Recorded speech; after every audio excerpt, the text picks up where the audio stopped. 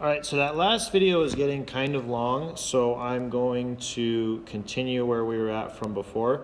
We had just been talking about solving for the domain of a couple of different functions, and we were solving that algebraically. Here's the next problem, and you're going to notice this is a bit different.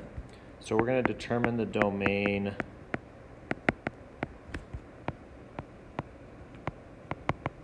of, let's do h of x is fine. We're going to call it, h of x is the square root of 3x minus 5. So notice in the other problems, we were dividing by 0, and that was the issue. This is a bit different because there's no issue of dividing by 0. However, there is another issue that can come up, and that issue is that for now, we can't have negatives in a square root. We are only graphing the real numbers right now. We're not going into complex or imaginary numbers. So we are not going to deal with negatives under the square root. So this means that if you were working on this problem, you would say, okay, Mr. Edwards, well, if I can't have negatives under the square root, that means that 3x minus 5 has to be positive. Additionally, it could actually be 0 because the square root of 0 works. That's just 0. So you'd say, okay, 3x minus 5 has to be positive. Now that doesn't really work from a mathematical standpoint. So let's rewrite this statement right here in mathematical terms. So what this is saying really is that 3x minus 5 has to be greater than or equal to 0. And now we have an inequality to solve. Don't let that throw you. Inequalities basically work the exact same way as equalities. You would add 5 to both sides. Then you would divide both sides by 3. So we end up with this inequality right here. X has to be greater than or equal to 5/3. The only thing you might do with an inequality that's different is if you divide or multiply by a negative, the inequality changes signs, but I probably will revisit that at another time. Okay, so we've actually found the domain. We could say the domain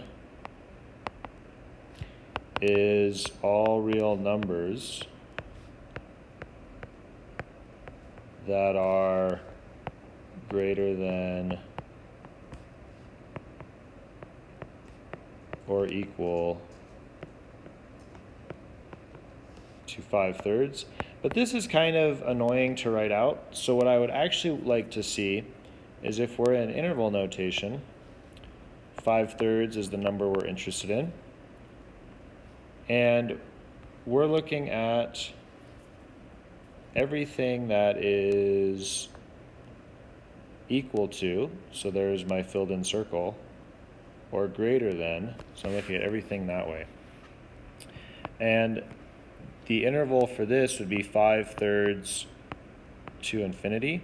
I'm not going to include infinity, never include infinity, but 5/3 I do actually want to include.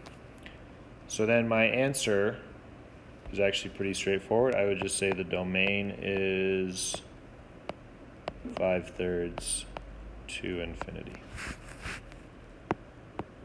That's the answer to that one.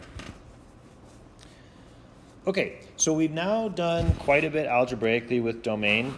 Just as a reminder, the two issues you have to look out for now, we'll see a couple more later on in this course, but the two issues you have to look out for are 1, dividing by 0, and 2 is negatives under a square root. Everything else will have a domain of all real numbers. It is just these two issues that you have to look out for. Okay, so you now are a master of algebraic domain. Let's switch gears and talk a little bit about domain and range graphically. By the way, I'm not going to ask you to do the range algebraically. It's really just domain. Okay, so let's talk about graphically. So let me just create some wonky graph here. It doesn't really matter too much, but I'm going to do some weird stuff with it. So I'm going to start over here. Let's call this -2 on the y, and we'll call it -3 on the x. And I'm going to put an open circle there. And then we'll say that the graph kind of goes up. Let's say it comes back down, and then it ends up here. Let's call this 5 and 4. Sounds good. So these are the points -3, -2, and this is the point 5, 4. And your goal is to find the domain and the range. Okay. So for the domain, we're going to be looking at the x-axis. So right in here. Notice the function starts at -3 and then it ends at 5 for the x values. So that means that my domain is going to be -3 to 5. Now we have to decide whether or not to include those numbers. It's a filled in circle at 5, so I will include 5. And it's an open circle at -3, so I'm going to leave that as an open bracket. And so that would be my domain. For the range, we're looking at the y values. So notice that the y values go from -2 to 4, which means that my range is going to go from -2 to 4. I'm not going to include -2 because that's an open circle. And I am going to include 4.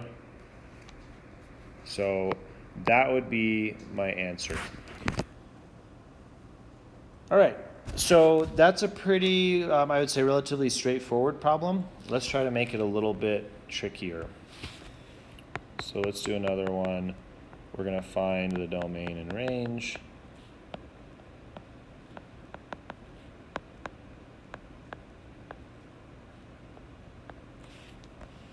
So let's graph, oh, you know what? How can I make this a little bit more interesting? Let's start here. I'm going to come down this way to this point, I'll call it.